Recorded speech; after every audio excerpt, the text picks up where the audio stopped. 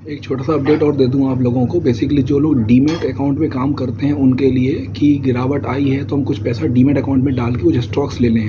मैं आपको एक चीज़ बता दूं, मार्केट अब सिलेक्टिव हो चुका है।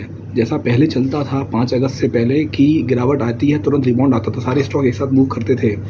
परंतु अब पिछले 2 महीनों से मार्केट की अंडरटोन चेंज हो गई है। अंडरटोन बुलिश है, परंतु अब सिलेक्टिव लार्ज कैप चल रहे हैं, selective mid cap, selective small cap. Market बहुत सिलेक्टिव हो गया है।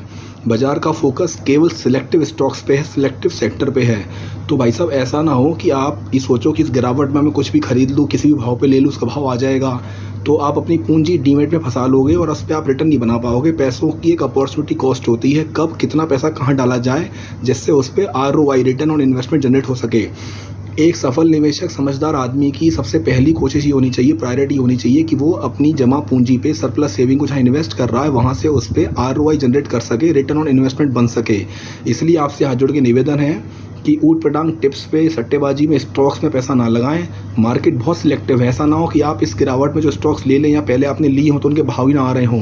तो उससे अच्छा ये है कि कुछ समय के लिए थोड़ा डीमेट से दूर रहिए और निवेश पे ध्यान दीजिए। शॉर्ट टर्म ट्रेडिंग में मत दिमाग लगाइए। क्यों? क्योंकि ये इजराइल हमास पे युद्ध, कच्चा तेल, इसके बाद 5 नवंबर को अमेरिका में इलेक्शंस हैं। तो ये 1-1.5 महीना थोड़ा मार्केट के लिए वोलेटाइल रहेगा। अपने पास जो जमा पूंजी है उस पर मैक्सिमम रिटर्न कमाने की दृष्टि से उसको म्यूचुअल फंड में निवेश कीजिए। क्यों? क्योंकि म्यूचुअल फंड में इस समय NAV नीचे आ गई है। तो जब NAV कम होती है तो आपको यूनिट्स मिलती हैं। आप जब भी पैसा म्यूचुअल फंड में डालते हो तो आपको उसके बदले शेयर्स नहीं मिलते, आपको यूनिट्स मिलती हैं। जब NAV ऊपर होती है थोड़ी यूनिट्स कम मिलती हैं, जब NAV नीचे होती है तो यूनिट्स ज़्यादा मिलती हैं। कुल मिला के मंडी आड़तिया बन के आपको सोचना पड़ेगा। आप अगर 5,000 रुपये डाल रहे हो और 100 रुपये की NAV है तो आपको यूनिट्स मिलेंगी। वही NAV आज की डेट में 100 की 98, 99, 95 चल रही होगी तो कम NAV में माल ज़्यादा मिल जाएगा। तो म्यूचुअल फंड में निवेश कीजिए। म्यूचुअल फंड में पूरा 60 से 70 स्टॉक्स का पोर्टफोलियो होता है। आपने अगर 10,000, 20,000, 50,000, 1 लाख, 5 लाख कुछ भी अमाउंट लगाया तो 70 के 70 स्टॉक्स नहीं टूट रहे होंगे। फंड मैनेजर अपने हिसाब से स्टॉक्स को मूवमेंट कर लेगा, जो स्टॉक्स टूट रहे होंगे उसको निकाल देगा या जैसे प्रॉफिट बुकिंग कर लेगा, वो अपनी NAV बचाएगा। तो मान लो 100 रुपये की NAV है तो 100 की NAV 90, 99 आएगी। अब अगर आपने कोई स्टॉक खरीदा तो पता पड़े आपने 400 का स्टॉक खरीदा और 400 का स्टॉक 350, 300 आ गया। अब 6 महीने तक उसका भाव नहीं आ रहा तो 6 महीने तक आपकी पूंजी फंस गई।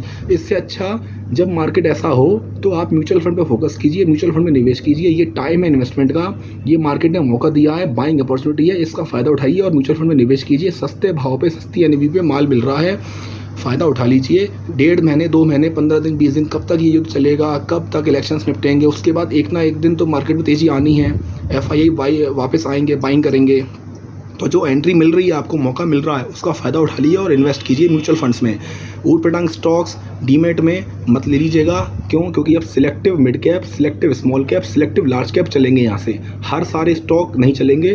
क्योंकि पहले क्या हो रहा था, घोड़े के साथ गधे और खच्चर भी भाग रहे थे।